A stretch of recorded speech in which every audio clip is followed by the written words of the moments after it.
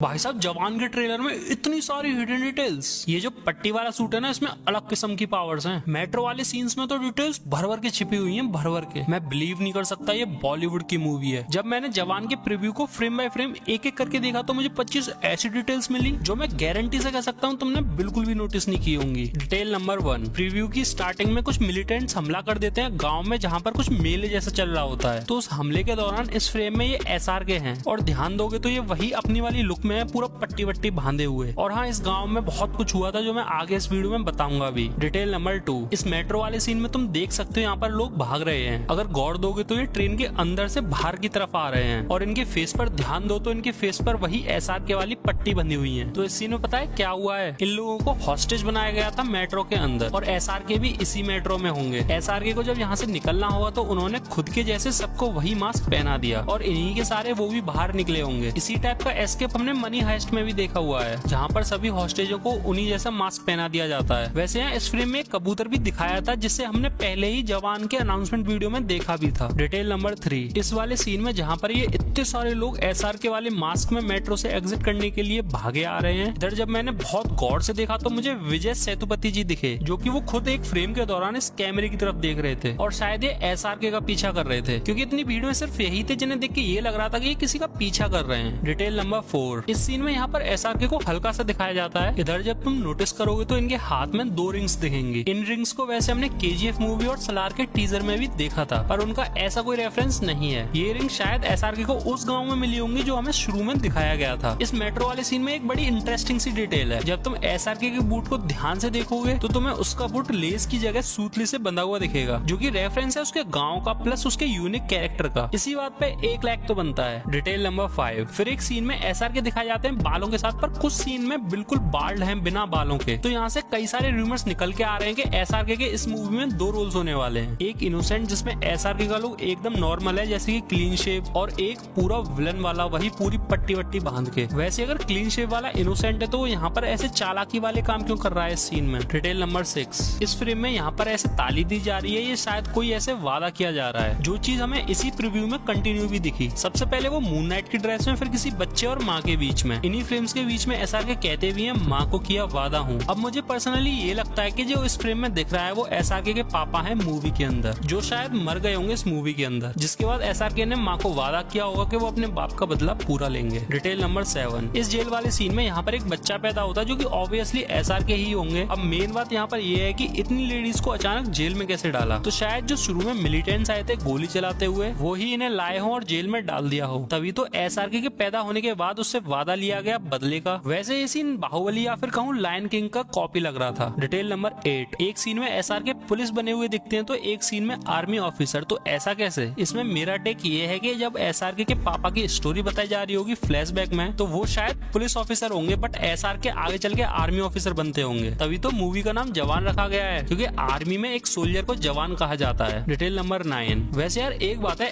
SRK का look और उसके एक्शंस का कॉम्बिनेशन अलग ही मजा डाल देता है भाई मूवी के अंदर। जैसे इस सीन में इस बंदे को हथौड़े से मारा है, और SRK को क्लोजली देखोगे तो उसके मुंह में सिगरेट लगी हुई है। फिर एक और सीन है जहाँ पर SRK ऐसे ही बंदे को धो रहे थे। ऐसे ही और भी सीन्स हैं जो काफी अल्टीमेट लग रहे हैं देखने में। डिटेल नंबर 10, इस सीन में यहाँ पर गौर दोगे तो यहाँ पर SRK इस बंदे को हवा में उड़ाकर मार रहे हैं। तो इस बंदे के पास क्लोजली देखो तो एक गन है। अगर तुम ध्यान से देखोगे फ्रेम बाय फ्रेम तो SRK इस एनिमी की गन इसके पास से बड़े स्टाइल से निकाल लेते हैं। अब इसमें VFX टीम की तारीफ की जाए या SRK की, मुझे नहीं पता। डिटेल नंबर 11, फिर एक सीन में SRK को एक मास्क के साथ दिखाया जाता है। ये मास्क हमने पहले अपरिचित मूवी में देखा था, तो लोग इस चीज को कॉपी बताने लगे, पर मैं तुम्हें बता दूं तो अपरिचित का जो डायरेक्टर था उसका असिस्टेंट डायरेक्टर था एटली, जो जवान मूवी का मेन डायरेक्टर है। तो वो कोई कॉपी नहीं बल्कि छोटा सा ट्रिब्यूट था। उसी सीन में इधर ध्यान दोगे तो SRK कुछ दबा रहे हैं, तो ये शायद कोई बॉम्ब हो सकता है। अच्छा, इससे पहले एक और डिटेल थी जो मैं मिस कर गया। इस मेट्रो वाले सीन में यहाँ पर इस बोर्ड पर वुमेन पावर लिखा हुआ है, जो कि रेफरेंस है इसी मूवी का, क्योंकि जवान मूवी में मोस्टली हमें लड़कियां और औरतें दिखाई गई हैं एक्शंस में। डिटेल नंबर 13, इस सीन में जो ये तुम्हें मून नाइट दिख रहा है ये तुम्हें SRK लग रहा होगा, पर शायद ये SRK नहीं है। मेरा पर्सनली ये मानना है कि ये पास्ट वाली स्टोरी है, और ये इसमें SRK के फादर हैं जिनकी स्टोरी हमें फ्लैशबैक में दिखाई जा रही है। और हाँ, इस सूट में पक्का कोई ना कोई पावर होंगी। डिटेल नंबर 14, ये सॉन्ग वाला सीन पता नहीं क्यों मुझे थोड़ा